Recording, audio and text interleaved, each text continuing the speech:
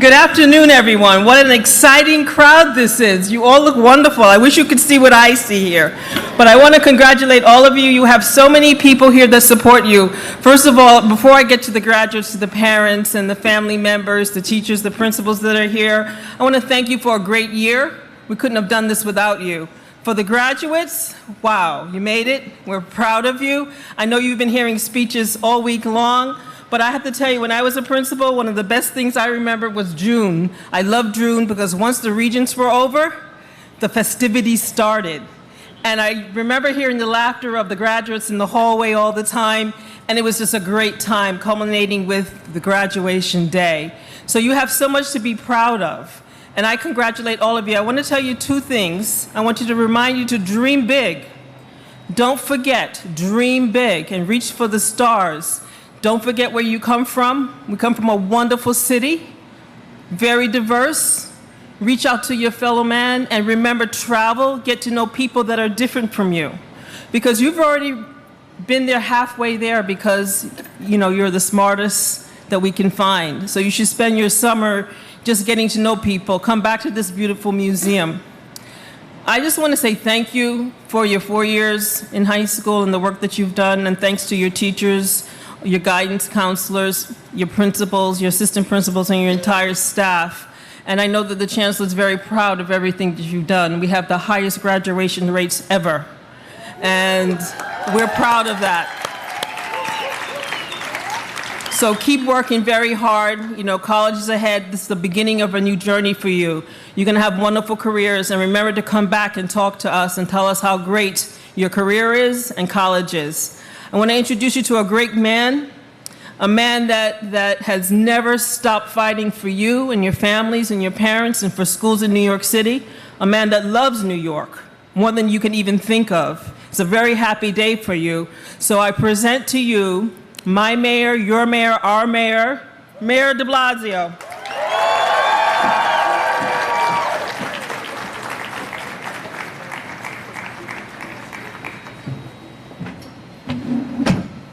Do we have a happy crowd here tonight?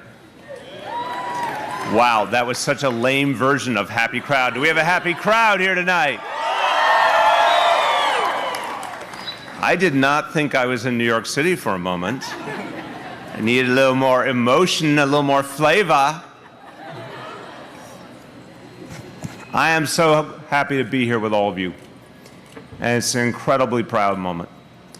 So I want to talk about you, but first, Deputy Chancellor Gibson talked about the highest graduation rate ever. Think about this. This city's graduation rate in the last 15 years has gone up about 50%. That's right.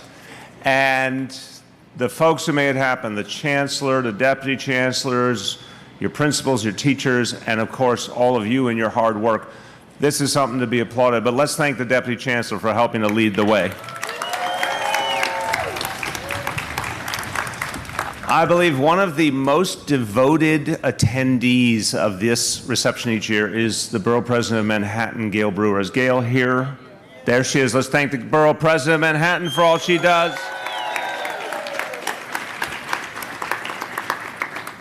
If you like, okay, let's test here. How many people here, raise your hand if you love New York City? Raise your hand, okay? Raise your hand if you love the theaters, the museums, everything about the culture of New York City. Then thank our Cultural Affairs Commissioner, Tom Finkelpearl, for all he does to make it great. And how many of you like a snazzy event in your honor? Then let's thank all the people from our special events team and their leader, our director, Carla Matero, who you heard from the beginning. Let's thank all of them. So we're at the end of the school year. We're at the end of your high school career, and you all are the best in New York City. Think about that. I am your leader, and I'm telling you you're the best. It's now official, okay? So think back any point along the way. Think about the first day of high school. If you're like me, I think it was 1/3 excited, 2/3 terrified. Anyone? Anyone? Terrified? Terrified group? I want to separate the group into the terrified and the excited. So think back to the first day of high school or any other point you want along the way, and you may have dreamed of being the top of your class. How many people dreamed of being the top of your class? Okay. Shockingly, dreams sometimes actually come true. You made that happen. Let's give everyone here a round of applause for that.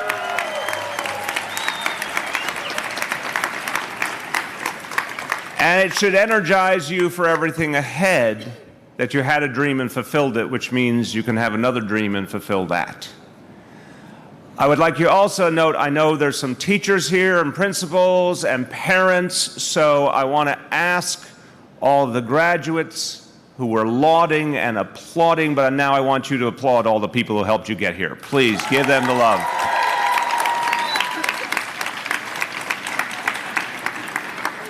Now, I will tell you that your loved ones, of course, your parents, your grandparents, your aunts, your uncles, they, in so many of your cases, inspired you or kept you feeling optimistic or picked you up when you were feeling down. That's what family does for each other.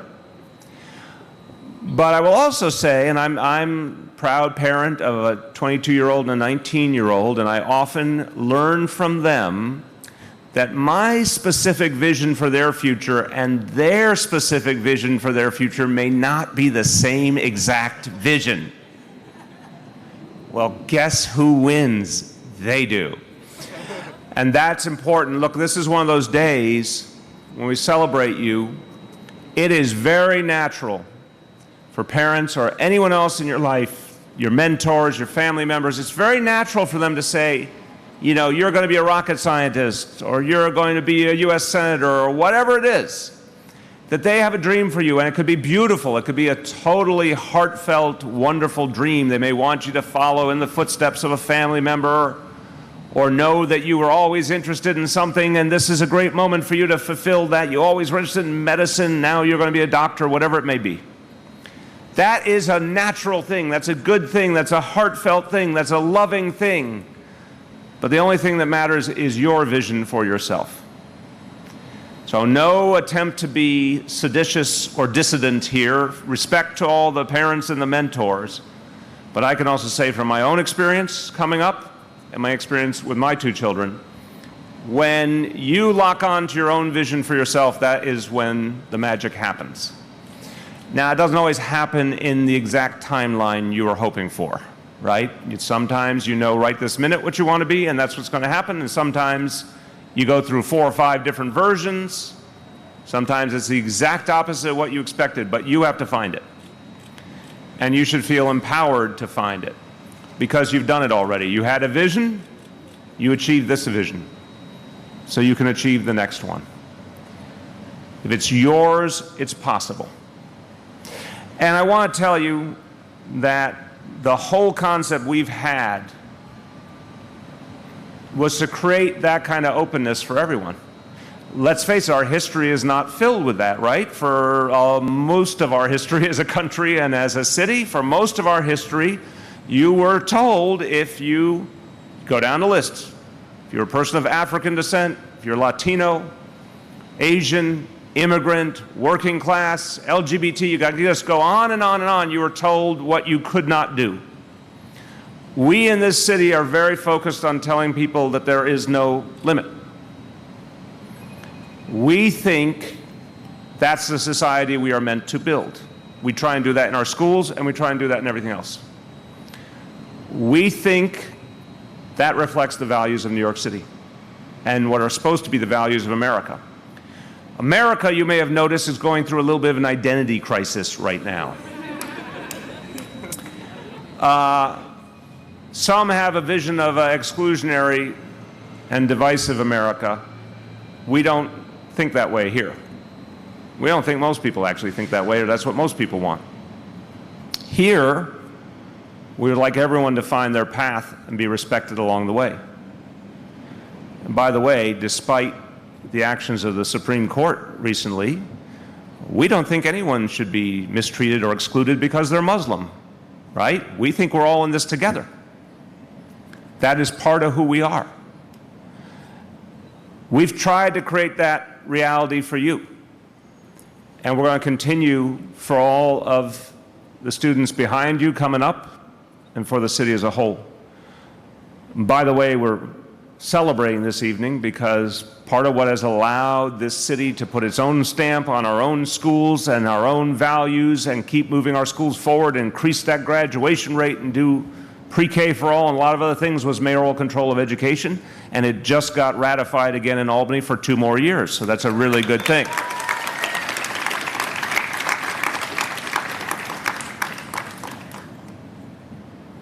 But it's going to be a never-ending mission that no one, the day I'll be happy is the day that no one feels held back.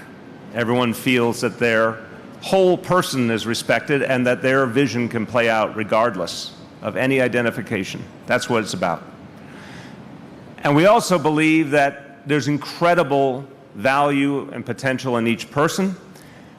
Again, history is unfortunately typified by all the people who never got a chance to approach their potential because of the barriers in their way. But we, for the first time in history, are starting to see what it might actually look like if those barriers are taken away. And if you look around you, you look like New York City, you look like America, you look like the world. This is what it might look like if everyone had opportunity to reach the highest levels of excellence. You are in that first wave. So I want to commend you all and just express my profound admiration for what you've achieved. And I want to use one story, one of you in this room, and everyone's got a story and everyone could be held up as a great example, but one example kind of hits a particular note for me. Giselle Castellan, where's Giselle? Giselle Castellan, are you out? There's Giselle right there. Everyone look at Giselle. All right. Valedictorian at the Juan Morel Campos Secondary School in Williamsburg. Giselle's family came here from Mexico. A lot of good people come from Mexico, just wanted to note that. She's the first in her family to graduate from high school. Right on, clap for that. Her older siblings did not have that opportunity because in the tough world we live in, her older siblings had to leave high school to support their family. But thankfully, they helped pave the way for Giselle to be the one who would make it. And she is now going on a full scholarship to Gettysburg College in Pennsylvania. Congratulations, Giselle.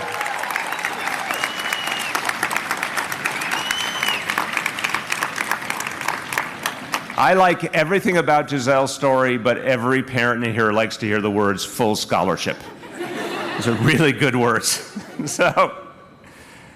So one story, but it typifies so much of the good here.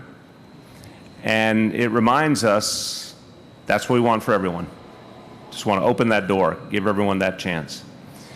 So you've got a beautiful evening. This is your party. This is to celebrate you and what you've achieved. It is about you and your vision and your future, but that does not stop me from saying you make all the rest of us very, very proud. Thank you. Good luck, everyone. Great things ahead.